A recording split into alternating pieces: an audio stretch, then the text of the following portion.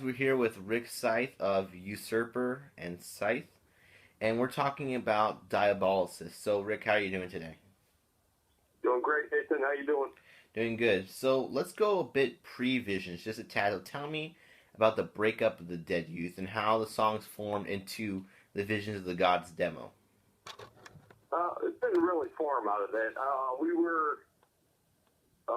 Me and General were just working on these songs for a long time before Usurper was a band. And what happened, it was strictly its own thing. It wasn't meant for anything else. And when that band broke up then, it was just a good time to start with doing stuff for, making Usurper an actual band. Yeah. Yeah. So on the demo, it was you, the General, and Joe Warlord, correct? Yeah. Okay. So how long have you been working on those songs? Like, what would you say, like a year, a few years? For the demo? Yeah, it was probably since 92. 92, okay. I think, right around there. And then we recorded the demo in 94. We had a couple other songs, too. I think we had like 6 songs at the time. And 2 of them just never made it.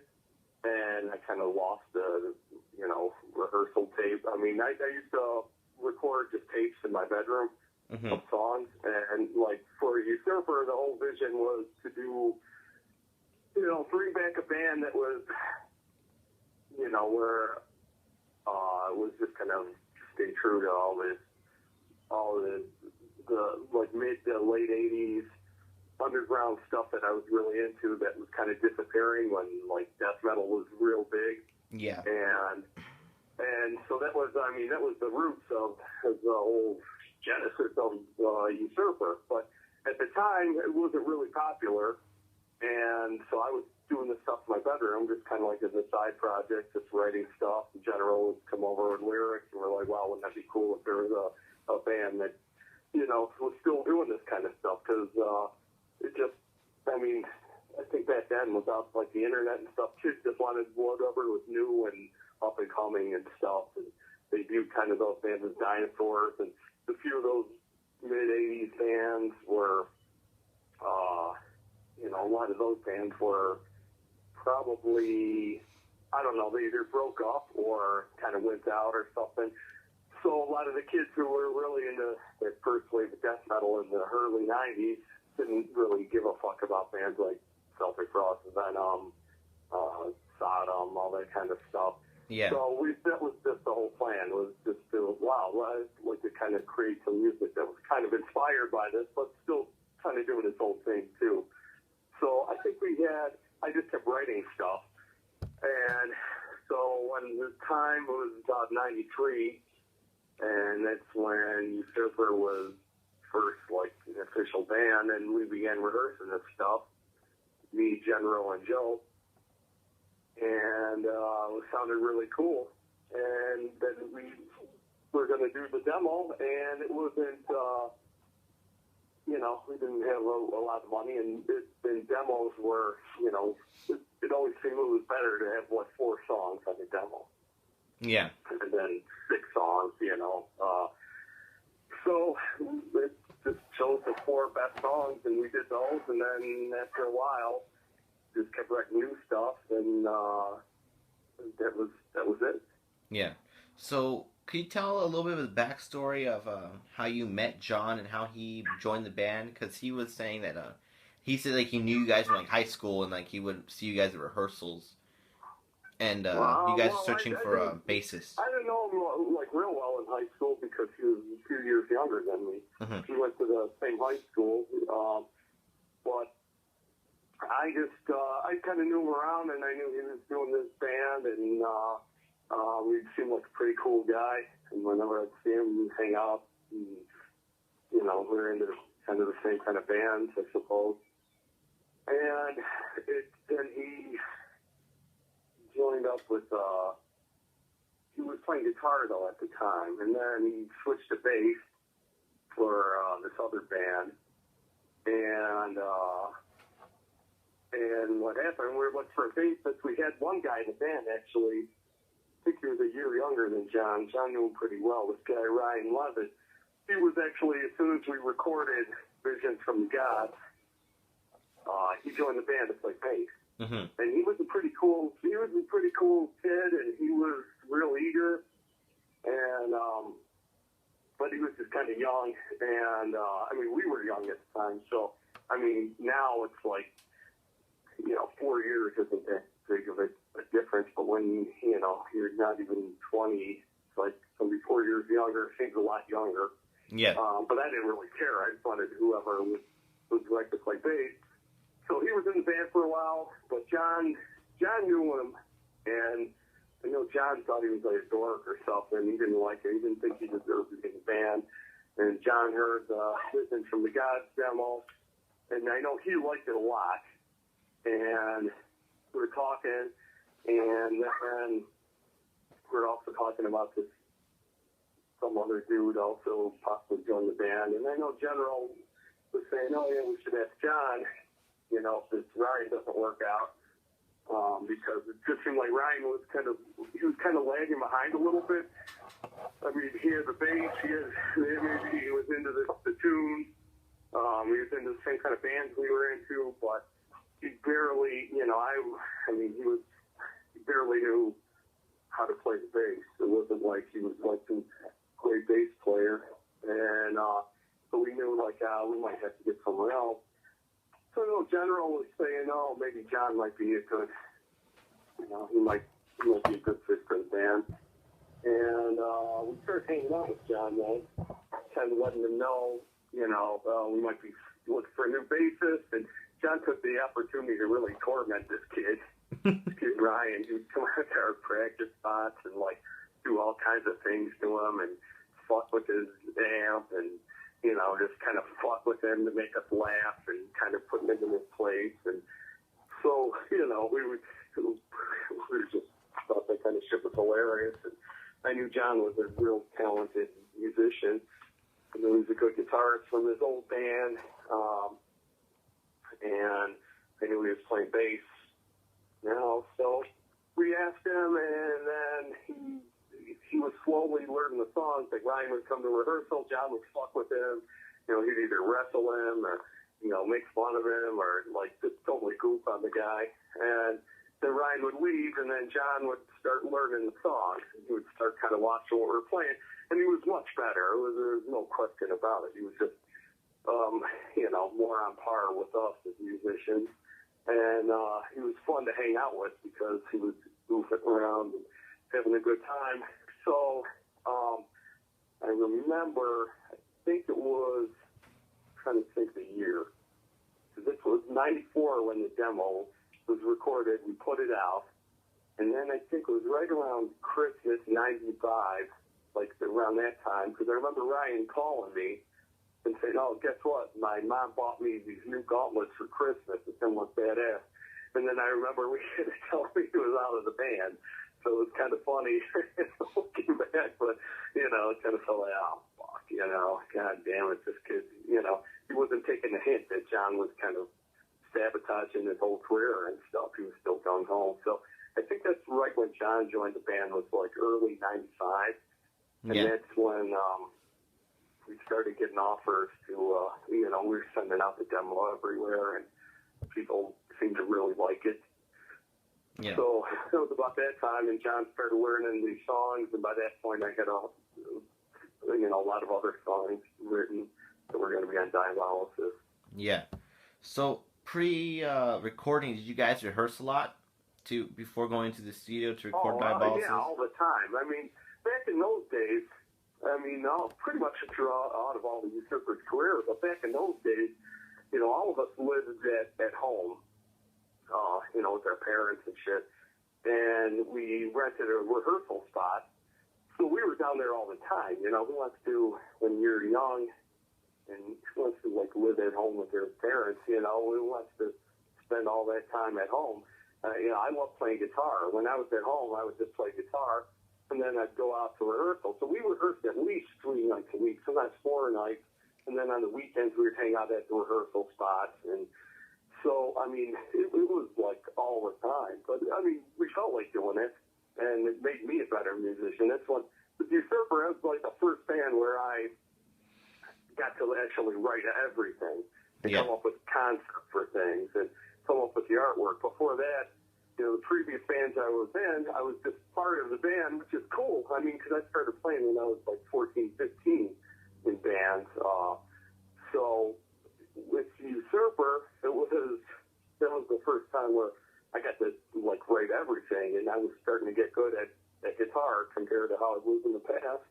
And so that's all I did then. I just like rehearsed when I was at home, and then rehearsed with the band, and just worked on songs and had a clear vision of what we wanted to do.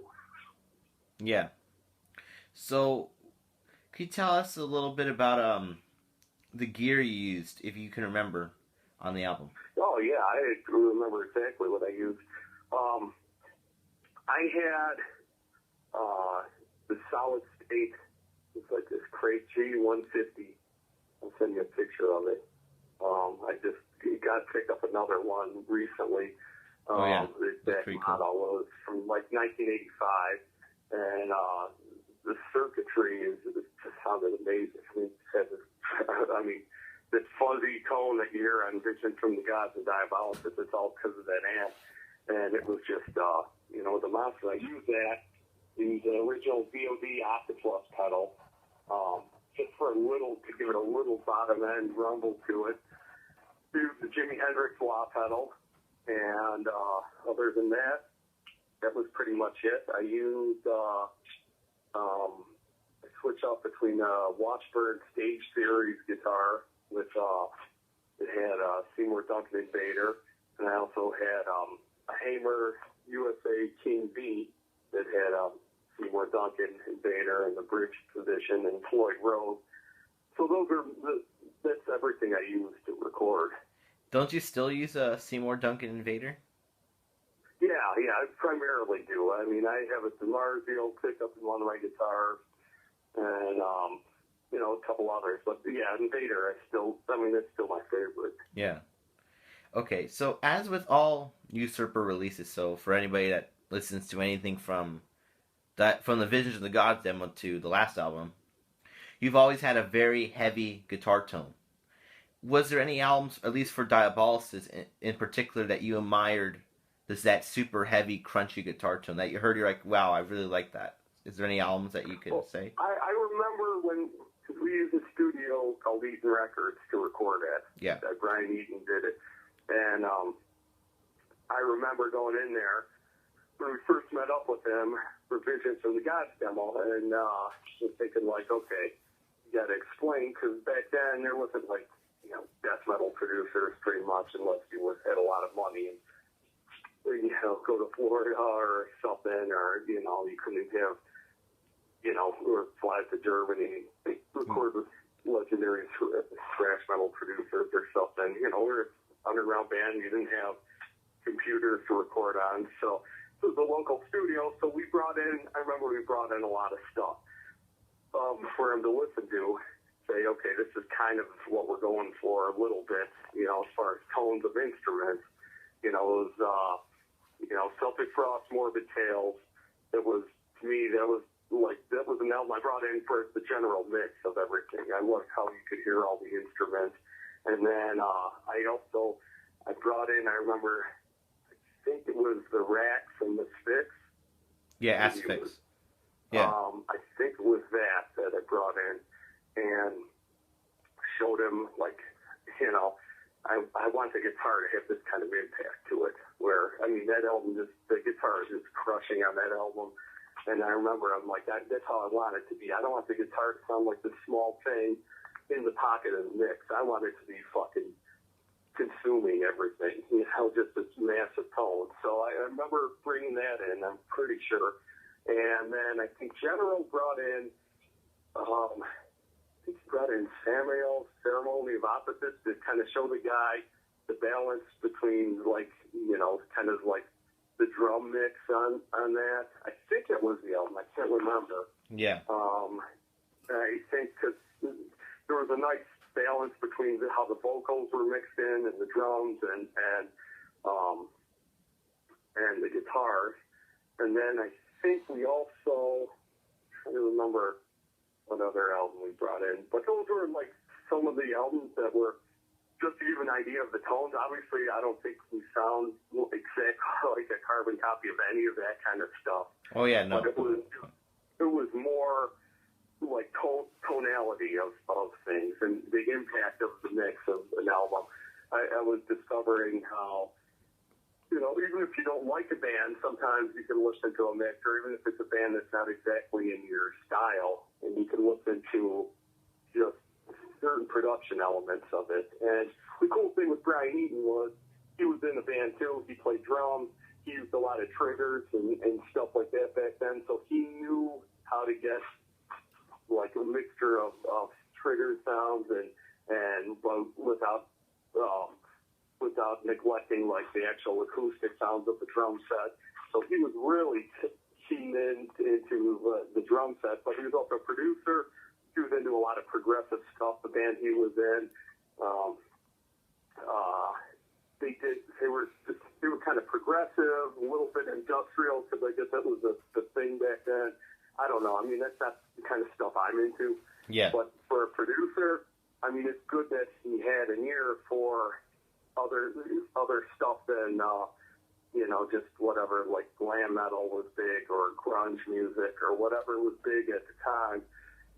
Because a lot of these studios we called, you talk to the guy for a little bit, and that's what they were into. You know, they're either rejects from like the glam metal days, or they were into, you know, what was new and popular, which is like, you know, the Soundgarden or whatever, shit like that. And it wasn't, I mean, that's obviously not going to work with what we wanted to do.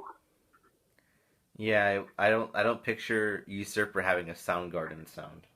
Yeah, or you know, or those other bands. There's a bunch of other bands back then that were like exploding in that like grunge movement. That I think a lot of these smaller studios, they thought that was the next big thing, when really that was already peaked. And so they're going, you know, they're trying to copy that kind of sound. Just talking to these people like, you don't want them touching what we're doing. You know, it's not going to sound right. Yeah. So you were just mentioning about Brian Eno. Now that was my next question. So how was the recording experience with him? Oh, it was awesome. I mean, we loved it. We used him up until Skeletal season, and so, you know, we used him on Vision from the Gods, and it was all done very quickly. But I mean, the sound was great on that. I mean, even today when I listen to it, I love how it sounds. So with Diabolisis, I mean, that was just kind of a continuation. We've always done stuff with him, like 3-4 songs at a time. So we did the demo, and then I think we recorded a couple other songs, and then a couple more. And, you know, we didn't do it all. We didn't sit down and do like Diabolisis wasn't recorded like in one giant session. I mean, it was done like a few songs here and there over a few months period of time, which is cool because we got real tight with everything. We didn't get burnt out, but his studio was, I mean, it was just in his, in like a little townhouse, 2 floors. He went upstairs, and that was, his studio was in the bedroom, you know, one of the bedrooms, and the closet, tiny closet was like an isolation booth where General had to do all his vocals in there, and the amps would be set up in there when we were tracking, and so it wasn't like, but I mean, it was a real studio. It was a giant mixing board, reel-to-reel machines. You know, it was just really weird. It was just, but it was really fun hanging out with them and recording and just hearing the songs kind of come together. Yeah. Because we recorded it, we didn't have a lot of money. We financed that whole album ourselves, and so, like, me and Joe would record at the same time. I laid down the first rhythm guitar track that he was tracking his drums. So if one of us fucked up, we kind of had to go back to the beginning. It wasn't like, I mean, you could do some kind of punch-in work, but for the most part, it was, we had to get it right on whatever take we were doing. So it was great because Brian had a really good ear. It was easy to work with. We were super well rehearsed with these songs. Like I said, we rehearsed all the time. So it wasn't a problem. Then once we had that down, that was the foundation. Like now, you know, when you record albums, it's usually, you know, you'll lay down the drum tracks, but you won't be recording like the guitars if you're doing that. That would just be like a scratch track for the drummer to hear. But back then we actually used that. It was, you know, part of the recording process. Saved us some time, but then it sounded good. The one thing we wanted is, we wanted the production to sound good. I mean, we loved all the old, like, Sodom, Creator, Celtic Frost, Venom, all that kind of stuff. But we didn't want to just copy the production. We didn't want to make it sound like, okay, we're mimicking that style. Like, you know, we thought, let's, you know, use that as the basis of how we want the songs, the impact of the songs and the style of the music, but we didn't want to purposely try to get a shitty production. We wanted to get the best possible sound we could. Yeah. So, you know, and so we were willing to use any kind of, like, back then it was like, you know, modern techniques or just try different things rather than purposely having a shitty sound. So we wanted it to sound good and current. And the funny thing is, though, that I remember that we didn't have a specific tuning that we used. Me and John used to show up to rehearsal, and we would just tune our guitars off each other. Like, you know, like John would say, hey, Rick, hit your E. And then we would tune our strings, and then we'd tune our instruments from there. And it was just where it landed. So when we went to record, the funny thing is, we were planning on doing that in there. And Brian's like, what the fuck are you guys doing? What do you mean? You know, I'm tuning up. No, you got to use a tuner. Like a tuner? I don't know how to use that. I never used that before. I just tuned from hearing my instrument. And no, you have to be properly tuned. So what we found out was the tuning, like, okay, well, what's my E tuned to? And then he said, oh, it's tuned to C. I'm like, okay, well, that's what we're going to be tuned to then. And that's how the early stuff was, that's how we decided the tuning of the album was, that's just naturally where we were at rehearsal. So it's kind of funny because now I don't know any bands that would do anything like that, but that was just, that's just how we did it back then. That's pretty funny. I didn't know that. It's crazy. So, do you have any funny stories of during the studio time? Oh man, I mean, there's a lot. There's, you know, with Diabolisis, it was, you know, I just remember Joe usually would record his drums and then kind of bolt out of there. He had better things to do than sit around listening to us going through shit over and over. But it was me, General, and John. We'd be there for everything from the beginning to no matter who was doing what or anything. We just always had a good time in there. And those guys, I mean, you know, it was just, you cram, you know, all these guys in this little bedroom for so long, and it's just, you know, a lot of different comedy, different things. I can't remember any specific stories during those sessions, but we always had a lot of laughs. Yeah. That's pretty funny. So, once the album was done, what was your reaction? You were able to finally listen to the finished product of Diabolisis. Well, the thing is, we put it out, you know, it was on Italian's label, Had Not Found, Norway. He was the one who gave us, you know, gave us the first deal for a CD, and we thought it was cool. He had this new up-and-coming label. And it seemed like a great fit because it was still real underground, but yet it was respectable. And then Stan from RIP Records, you know, wanted to do the vinyl, and that was perfect for us. So we figured let's sign a vinyl deal with him. So we listened to both of those. I mean, it was great. The one thing I do remember, though, when we first I was working at a furniture store at the time, and like unloading furniture trucks and stuff like that. It's a real shitty job. And I remember General showing up. He had a box of CDs that came in, And he was, oh, Rigger, check this out. They finally came in. We got a box of 30 CDs. Like, oh, fucking kick-ass, you know. I look at it, and then the spine where the band name and title are typed onto the CD. Yeah. It said Usurper, Unsurper. I was like, you gotta be fucking me. There's no way. This has to be some kind of sick joke, you know? But sure enough, it was fucked up. And, like, wow. We waited all this time to put out an album, and, you know, it's finally the fruits of our labor are here. And, of course, it's completely fucked up.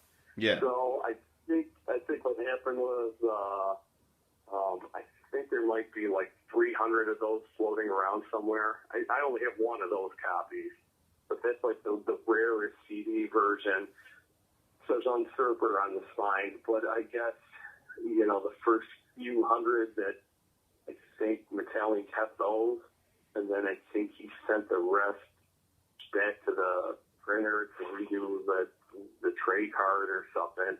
So there might even be less than 300 of those. All I know is I have one of them that says that. And, so, I mean, that was one of those things where, well, like, well, okay. It's kind of, yeah, it's kind of crazy because now, in a weird way, it's cool because now it's so rare, and if you have it, that's like, oh, okay. Yeah, right, I'm sure. It's like, because this CD just kept coming out. We never, you know, we got like one royalty statement for that. Within 6 months, and then we never saw a dime again. We never saw any more copies. We never saw, but then we went on tour years later, and then I'm seeing like different versions of the cover. Like one was kind of like a brownish gold. Like the original was like kind of the dark blue, violet cover. And then I saw one that was kind of like a goldish color, and then one that was kind of like that, but a little more brown looking. And wow, they keep putting this thing up, and I haven't seen a fucking cent for it, you know. But it's the way it goes. But then once we had the vinyl out, that was really awesome too. And then it was like, wow, this fucking gatefold vinyl and poster, and you know, R.I.P. Records was pretty new then. This was their first big release, and Stan, his partner Tom, really sunk a lot of money into it and a lot of pride into it. Of course, there were some fuck-ups in there, too. I think the lyric sheet had some of the lyrics. Like wrong lyrics under the wrong title and stuff like that. But that's stuff that happened, especially back then where things are done a lot by hand. And I guess it was probably a lot harder to fix stuff back in those days. I don't know, but it's just the way those things came out. But I think they looked really cool. I remember doing the artwork and stuff for like the CD layout, and I didn't have a computer or anything. It was all done by hand, but it worked out well because it was supposed to look old. You know, we wanted the whole visual look of the packaging to look old and kind of like obscure, kind of mysterious. Yeah, kind of mysterious. That's why we didn't put our names under the pictures. Everything was written in runes, and we wanted everything to have kind of this mysterious look to it. Not necessarily like evil or anything, but just like where it's like strange symbolism and just like, you know, to add a little bit of intrigue to it, and also like we want the band to be kind of, we wanted it to be like a bunch of rock stars or something. We wanted it to be almost the opposite, where the band was this own entity, and you know, everything else kind of encompassed that. And on the CD, we purposely didn't put the lyrics on there because this in general was doing all this tape trading and stuff, and he wanted people to write in to get the lyrics, because then he would add them to the mailing list and, you know, correspond with it, and these would be diehards that would write in. So he figured, well, those are going to be the fans that are going to want something extra special, and so it was just kind of our mindset back then. Yeah. Actually, I was going to ask you about the CD packaging, about the runes and stuff. Can you tell me where you got the runes from? I had some old books. I had a lot of, I started collecting just like obscure books from back in those days and earlier. and there was some book on like paganism and witchcraft in Europe in medieval times and stuff like that, and they just had all this cool symbolism in there and rune alphabets and things like that. And I thought, wow, that would be kind of a cool thing to add, you know, look kind of mysterious looking, and if people are crafty enough, they could figure out the alphabet. Because I kind of combined, I didn't use like, you know, Nordic runes or Celtic. I kind of combined and kind of made up some of my own stuff a little bit here and there, and you know, took some license with you know how I wanted it to look. Yeah. And I just figured like it's going to add a little bit of mystery to everything. And it wasn't. I just thought like, wow, what a strange way to put out a debut album where, you know, the cover looked kind of mysterious, and you know, it's like this castle off in the distance, and you open it up, and this, you know, everything kind of looked grainy and kind of like hand tooled. Almost everything looked like that. Where I wanted the type to kind of look like how you'd see on my tombstones, where it gets chiseled in, and then after a while it gets kind of worn off, and you know, gets kind of like craggly looking. So I wanted everything to kind of look like that. And I figured the whole thing would be kind of mysterious. Yeah, that's pretty cool. So let's talk a little about the album artwork, the differences from the CD and the vinyl, and who did the artwork. Well, that was the problem with the CD. I didn't know that was like a famous picture or something. And I think General was like, oh, that would be cool. We were talking, we wanted there to be some kind of like castle off in the distance. And the whole concept behind it was, this was like, you see this thing off in the distance, and then the closer you get, all these stories come alive, and you know, you start unearthing different legends and stories. So that was the concept we had in our head, but we didn't have any budget for art or anything like that. So he found that in some book, and then we used it, and then we found out that it was kind of famous, and some other bands used it. So then the RIP version was, I mean, that actually is way closer to what I had in my head. That was done by, I forgot the guy's name who did that, but that was like the cool illustration that's, you know, that no one used. And that was more of what I had in mind anyway. I wanted it to look like that. But they both have a similar look to it. Yeah. You know, and if you know, somebody who's not a diehard and they just see both of them, I mean, it looks like the exact same cover almost. So I thought that was cool. But it was the whole concept behind it. We wanted it to just look like, you know, this something in the distance, and then, you know, the more you got familiar with the songs and stuff, the more familiar it becomes. So that was kind of the general mindset behind it. Yeah, I get it. So now let's go a little more deeper into the songs a little bit.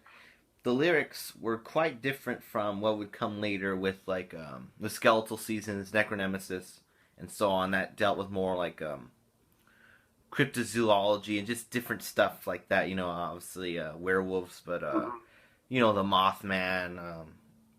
You know, or like it's like 1666 AD, which is about the Great Fire of London. Just, you know, different stuff. Whereas with Diabolisis and even Threshold was a little bit different. Like obviously with like Dusk, which is like an Armageddon type song. Then you have like Blood Passion. It was a little more. I don't want to say. I guess you could say a little more primitive compared to what would come later. But the General was mostly, that was his visions. Correct? That was his ideas. Yeah, for the most part. I really dedicated myself to writing music. And like you said, with Usurper is the first time where I was able to like do everything myself, and it was more coming straight from like my direct influences and what I wanted to be done. But we would talk a lot about everything, and he was, you know, was more like, okay, let's find like, there's always this stuff like that conflicts between good and evil. And this makes like a good backdrop to some songs. So back then, that was kind of what the mindset. Mm-hmm. Crusades, and then you look at, you know, the Battle of Good and Evil from, you know, the Book of Revelations to you know, feudal times and all that. And it was just, you just saw this theme where it's like people are, you know, what becomes good and what becomes evil with certain people, and there's always conflict. And so a lot of these songs had to deal with conflict. General liked to write stuff like a lot more in story form, but then you'd read it, and it's sometimes it wouldn't make total sense.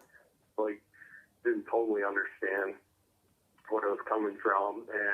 But that was kind of where, you know, he would find out about these topics, write lyrics to it, try to match it with my music. Now tell them these are parts of vocals go, and then you bring over lyrics, and sometimes I would have to, like, he didn't have enough lyrics or they didn't fit in, so then I would step in and kind of fill in the blanks. But I would say the concepts of all those songs, from like the demo through Threshold to Usurper, those were General's concepts for the most part, like lyrically.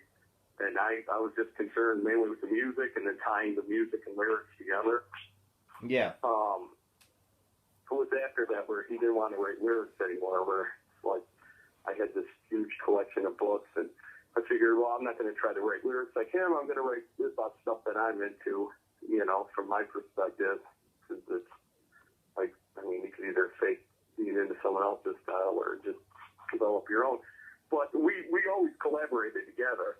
Yeah. I remember with the song Dusk, I had this song written, the music, and it was just kind of like the structure.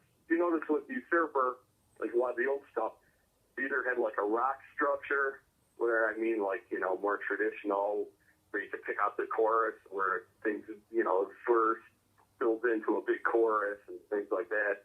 Or it had structures where it just kind of took its own path and took some weird twists and turns and had kind of like a climax and then just kind of ended. And Dusk was one of those songs where it didn't have like a traditional rock structure with a big chorus or anything. It kind of built into a story of its own. And he came over with these lyrics, and they fit exactly in with the music. I mean, exactly where I wanted the words to go, they went. I thought when I read the lyrics that the concept was kind of like how I had in my head, like this big, like epic battle between good and evil, and I was just amazed by that. It didn't need any tweaking. It didn't need anything like that. And then we took some samples from The Omen, Part 3, The Final Conflict, like some of the Sam Neill lines, because he's such a great actor. I mean, just the way he acts with his voice in that movie. I mean, the lines that he reads, and I mean, it's just, I mean, it was perfect. So it was like, man, this is just, I mean, it just fit perfectly, everything. So that was kind of our approach back then. And I would give stuff to, you know, when I'd write it, record it at home, and then when I'd get together with Joe, I would play it and just kind of explain, like, basically what I had in mind for drums, but for the most part, I would let him then come up with his own stuff, and then he would, you know, he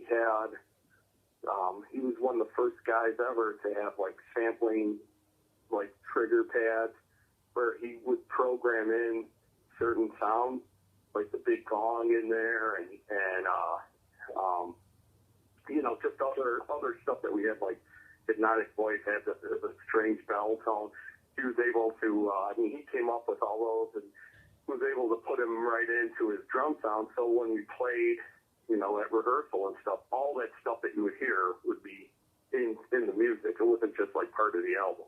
Yeah, that's pretty cool. So, sadly, the General isn't participating in any of this at the moment, at least, you know, unless he gets back to us. But can you tell us a little bit about the tape trading and, like, you know, any bands that he kind of formed relationships with that you would later see, you know, in time? Yeah, well, it's, I mean, with Usurper, he spent as much time like tape trading and doing mail, as he would always call it, as I was sitting around playing guitar. I mean, that's how much he dedicated himself to it. That's how he got his nickname. I mean, I don't know if you know that. We joke around and call him Postmaster General. I mean, that's why, and then it's shortened to General. I mean, it was funny. It was kind of like we're goofing on him a little bit, but that's how serious he took it. I mean, he was the Postmaster General. I mean, he was like, I don't know if I've ever told anyone that before, but he was, I mean, he had it down. He had, like, the scale at his house.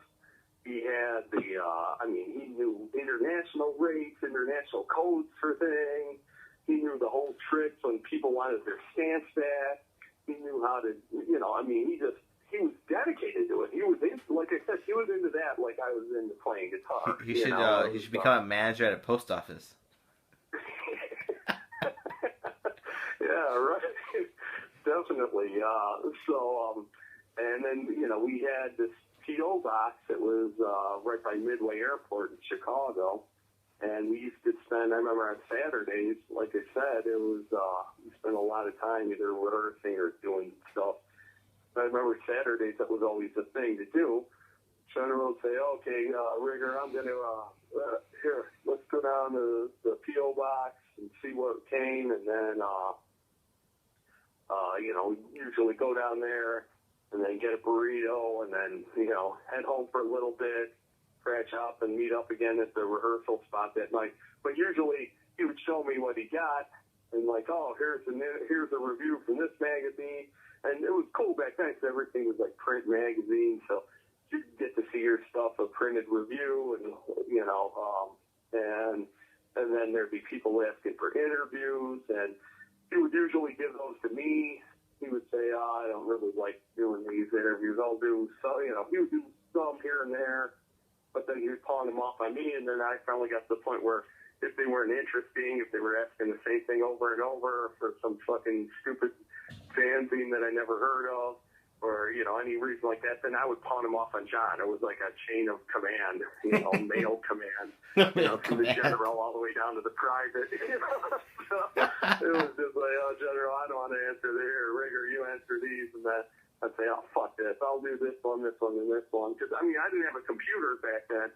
Everything was just done by hand. It was like, handwriting letters, hand answering stuff. So it's like, fuck, I don't feel like answering all this shit. Like, here, John, here's first assignment. Answer these fucking interviews, Isn't it called like crap goes down or something like that? Or I don't know. Yeah. Shit rolls downhill or something. Yeah, definitely. He was a new guy in the band, so he was eager to do it. It's like, oh wow, I'm important. I get to answer interviews. Like, you're like, good job. Something like that. Yeah, like, and then we got the feeling like, oh, you guys are just too lazy to do these, he would, I did a little bit of, I wouldn't say tape trading. I did a little bit of, I would answer some letters, send some stuff out, but it was usually with magazines. So it was usually if I was doing an interview with them, and then the person seemed cool, and they wanted to directly send me stuff in, and then things like that. But I really didn't have the time or patience or desire to do it. I think if General wasn't in the band, I don't know what our trajectory would have been, because that's how he met Italian from Norway. It's like he'd get these ads for Slayer magazine, and I know that's what he sent the demo to him, and we got a little review in there, and it was a pretty good review, seeing that I don't think that he liked a lot of stuff. And thought, oh, that's cool. And then he came back later and said, oh, well, I do have this label. Do you guys ever want to do, full length? And we thought, okay, that's perfect. And like I was telling you before, and that was the same time I was hanging out with Stan, and that was when I first met Stan. And again, we were into the same kind of stuff. And he had his, RIP Records was, I think, mainly like a distro label. And he really wanted to take it to the next level and put out a proper release, and so that seemed logical too. So that was all built out of, like, I would suppose the tape trading and stuff like that. Yeah, that's crazy. That's cool though. Yeah. So this is a little bit after Diabolysis, because that's where we're kind of heading.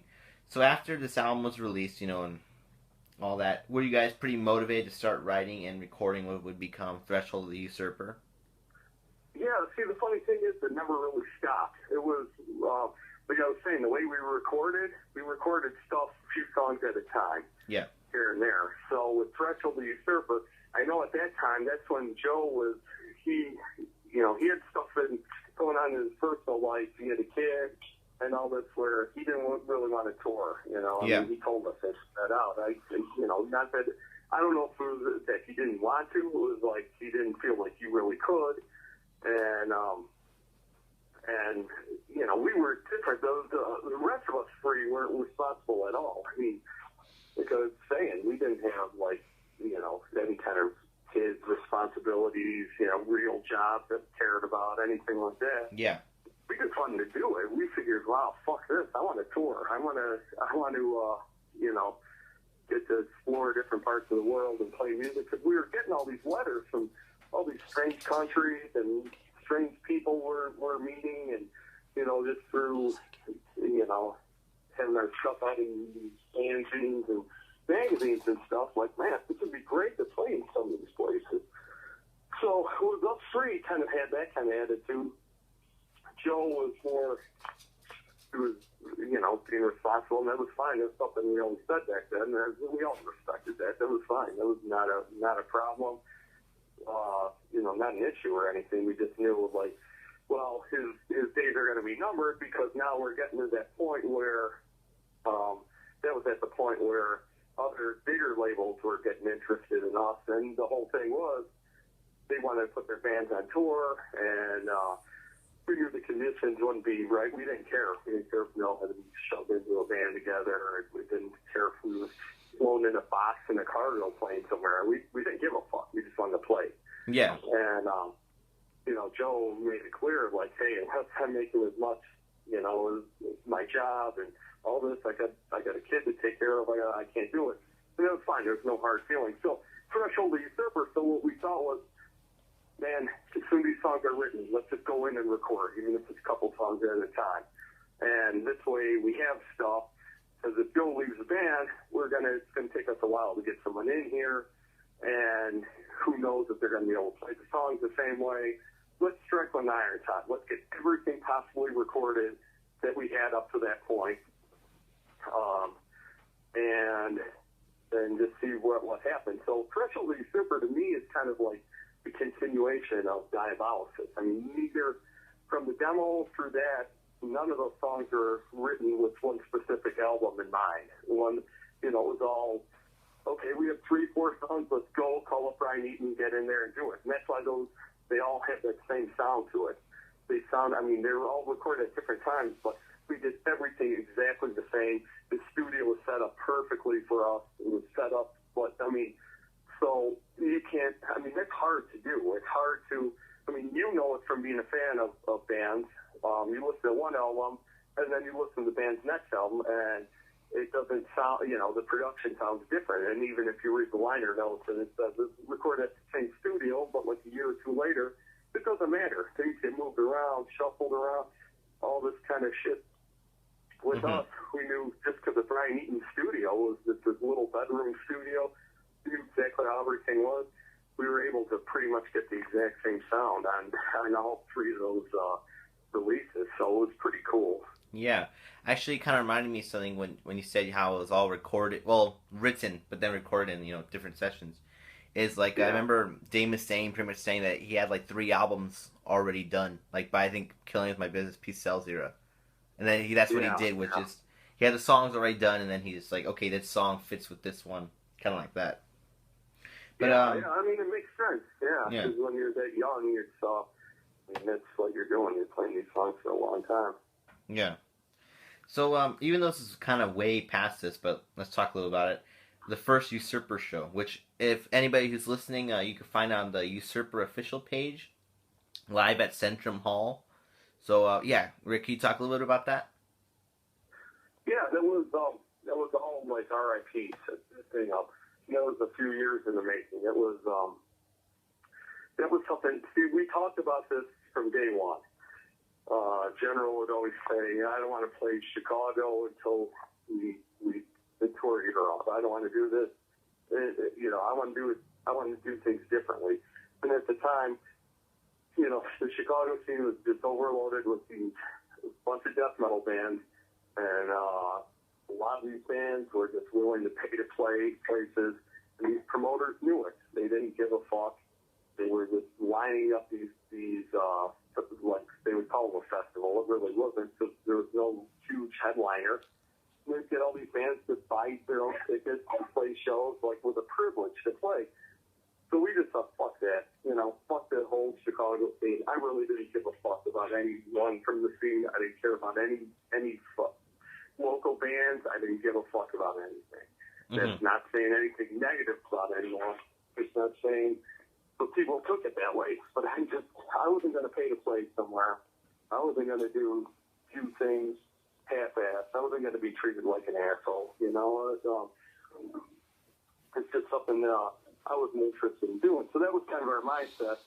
We're not going to play anywhere until we tour first and establish ourselves. Well, what happened was, that's when Stan and his partner Tom from RIP Records, they were getting into setting up shows and doing this. So I remember talking to them, and I thought, this is going to be, because we could do something right. You guys can do this. You could, I'll get the other opening bands, and there's a place we'll rent out.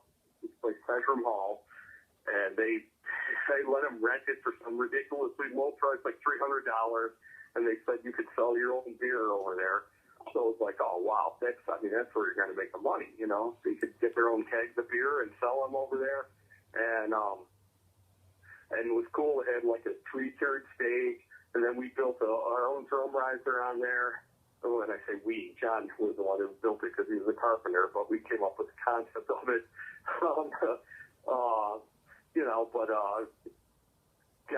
Got our own PA for it, got our own, rented the lights out, rented PA, lights, everything like that, and just did it ourselves. Like, it was kind of like a fuck you to these people running the clubs back then and running these fucking pay-to-play festivals. It was like, fuck you, we'll do it ourselves. Yeah. And I remember talking to Stan, and we used to go out and, quarter beer night at this local bar called Smiler Two Inns, and we just talked about, like, wow, isn't it cool? And, like, Venom would have, the big drum riser and pyro and all this kind of stuff.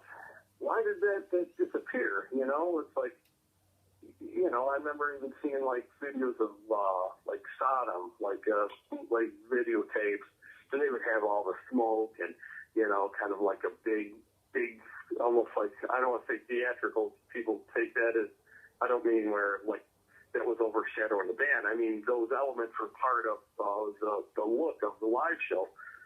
Thought, man, we should do something like that if we play out. And Sam was all for it. We were into the same kind of stuff, visually, musically, and the same kind of mind frame, same sense of humor, same kind of attitude. And thought, well, we could do it. We found this guy who,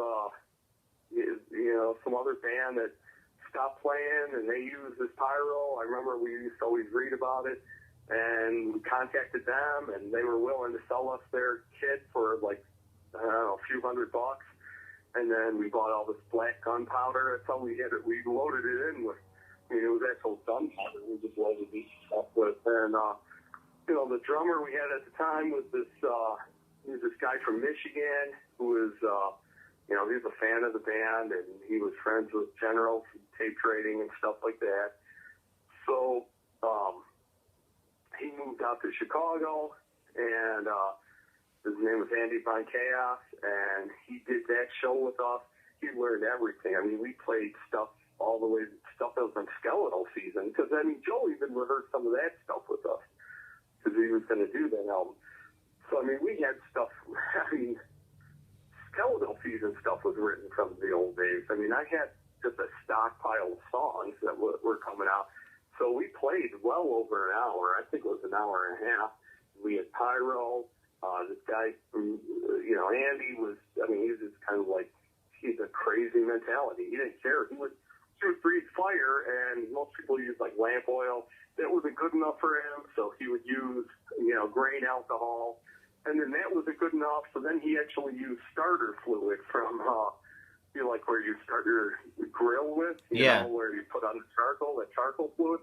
You'd have it like that, a bottle of Kingsford, and you take a big swig off that, and then, you just feel it in the back of your head, It's like I'd be standing on stage like, holy shit, I just see like the light pouring over my head and feel the heat on my back and look back and it's him breathing fire, and John would get in on the action too and didn't want to be outdone, so they would try to like duel out who could breathe the biggest,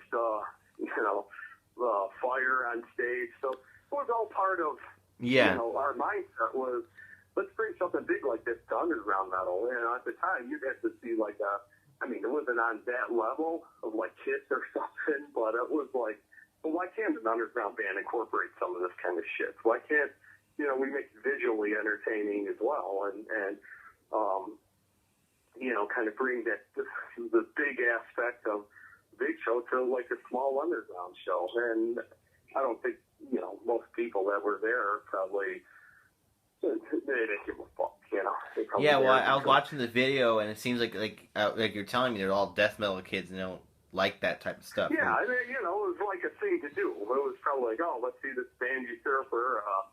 I know some of the guys. I don't know too much about the band, but there's going to be real cheap beer and bands playing, and so let's go see them. So a lot of people are just standing there kind of watching, kind of didn't give a fuck. I like the general, his attitude. I love the general's attitude for that show. He has like a sword on stage, and he's just like, he is literally commanding the stage, and he's just like... Yeah, he brought swords on. The way the stage was, like I said, it was like 3 tiers, so he was on like the tier closest to where, the audience is, and then me and John were on the 2nd tier. Yeah. And then we had the drum riser as the 3rd tier. And then even the way we did the lights, we wanted the lights to all be like silhouette lights, not typical stage lights where they're right on your face and, a bunch of rainbow colors all over the place. We figured, okay, let's kind of copy some of the themes on, Diabolisis and kind of have that kind of look to it, and all the lights kind of coming from behind and the figures so we'd be more shadowy and just, it was just the idea that, and we put a lot of thought into it and wanted to do something different. Yeah. That's pretty cool. Like I said, with the general, how he has and then how he opens up the songs too. He kind of does the same thing over time, but as in if you watch other live shows, but he has a certain charisma with him, like just how he commands the stage. He wasn't a typical he wasn't like a typical rock star type front man where it's like, oh, it's good to see everyone tonight. Oh, this is great, shooting shit. He couldn't do that kind of stuff anyway. He wasn't really into doing that. So he was just playing out what he was going to say before songs, and he never strayed from it. Even when we toured Europe, it's like, we'd say, hey, maybe it's a good idea if you say, hey, it's good to be here in,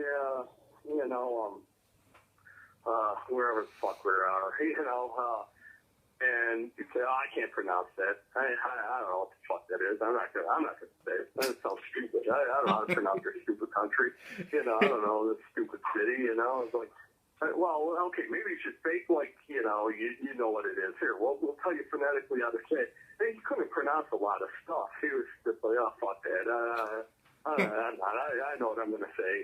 Fuck that shit. I don't care. I don't give a fuck then, Like, well, maybe you'll connect more with the audience if you say, oh, how's everyone there doing tonight in, Berlin or Rotterdam or wherever the fuck it was, and like, I don't know what that is. I don't know what your fucking stupid city is. It's that kind of. He has the general attitude. He just doesn't care, and he wants to destroy. Yeah. It's just what made him kind of unique. I think is that he wasn't, most from. And then his death grunts, how he just does the.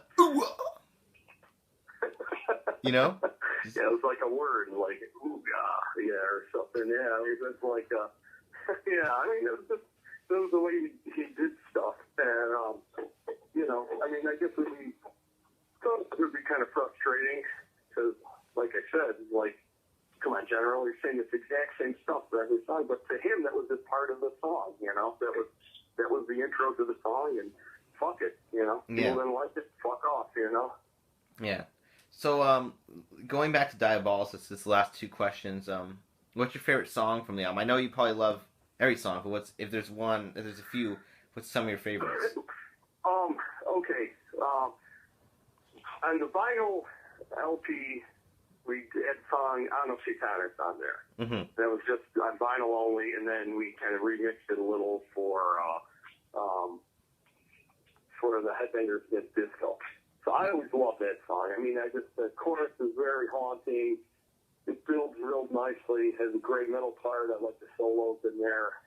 But since that wasn't on like the CD or anything, I'll say that probably Blood Passion. That was the first song where, I mean, I was thinking like I want to incorporate this 12-string acoustic because I wrote a lot of the songs on this acoustic, and I still do to this day. And there's a danger to that because it couldn't just be like an intro or you're going to use it on, which has been done to death.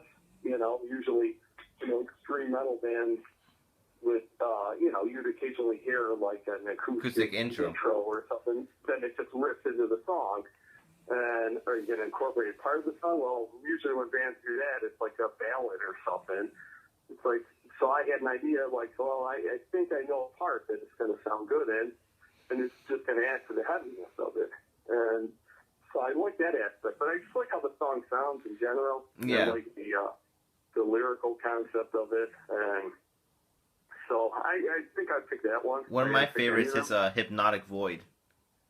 Yeah, that's really cool, and that's I mean, I like that whole album. I recently listened to it for the first time in a long time, maybe, I don't know, it was maybe a year ago or something, and I generally don't like listen to everything. After it's recorded, it's especially when the band is active and you're playing these songs, it just becomes it evolves into something else as you're playing it. Yeah. So I don't always get around listening to it because I hear it 3-4 nights a week at rehearsal. But yeah, I like, and the thing is with Diabolisis, which is cool, we knew to make it so it had elements like that. Like I was saying, like a Blood Passion would have like the acoustic element intertwined. Hypnotic Void would have some of these bells in there, and I like the cool back masking parts you guys did.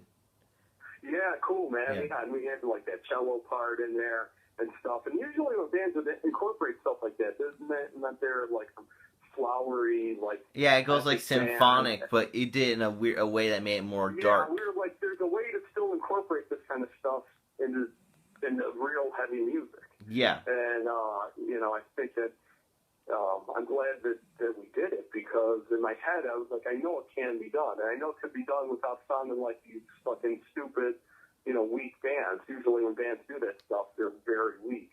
And I knew we could do it in a heavy way. And also, to me, it was, vinyl has a side A and side B, and that gets you, active and listening, and each side has an opener. Well, with Diabolisis, I knew the CD would also need... You kind of always treated the albums like a vinyl. Exactly, and that was something I thought of. And I thought, like, well, if every song just sounds static the whole way through, you get bored by about the third song. Like, I've heard this. Everything's the same pace. Everything's the same. The guitars are so massive on Diabolisis that I knew I wanted parts like that, where something that kind of breaks the monotony from your ear, and something that kind of, like, gets you back into it again. Yeah. And even, like, we did the Infernal Storm, and that was the same type of thing. It was the same kind of idea. It was like just a bass line I was working on. Like, John, you should play this. And then me, John, and Brian Eaton sat around and like, let's turn this into just like, some, just weird instrumental. that, you know, we could do. And again, it was something like, you're not going to crank that every time you're listening to the album. But it was a good way to kind of break your ears from, like, the fatigue of the album. And, you know, it was like, I kind of had the idea, like, you know, Frost had, like, Dance Macabre and stuff like that. And, oh, yeah, I know what you're talking about. I get the whole, I get your idea. Yeah, and it's like, wow, that's kind of a good idea, because I always liked that when I'd listen to that on my headphones. Like, wow, then now these other songs are just fucking coming in and kicking my ass, and it's, you know, it gave, like, kind of a break, gave some dynamics to the album. So yeah. It was something we wanted to do, and something I kind of tried to incorporate on albums after that, and did one way or another. Yeah. Well, I was just going to say something. I was thinking about things the General said. One of my favorites, like, do you have an obsession with blood? This is blood, passion, and a riff comes in. Okay, but sorry. Yeah, that was his, you know, his intro for that. Yeah. And then, okay, so, kind of, yeah. Uh-huh. I'm sorry, continue. I'm sorry, I didn't mean to cut you off.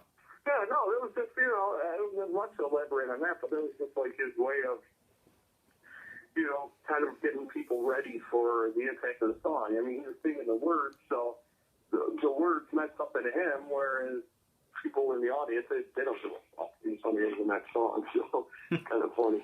Yeah. And then last question is, looking back on 20 years of Diabolisis, are you still proud of this album? Do you look at it with fond memories, or?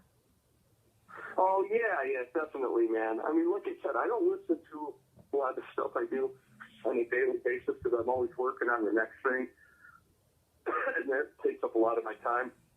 I never actively stop working on stuff ever since, you know, being in Usurper. I'm always writing the next album or next set of songs, and even now, that's what I'm doing. So I don't always get, so every once in a while I'll get a chance to, and I listen to it, and I love it, you know, I love listening to it, and it always brings me, when I listen to any of our albums, it brings me back to that point in time in my life. So hearing it's probably different than most people hearing it, but I think it stands up to, you know, the test of time.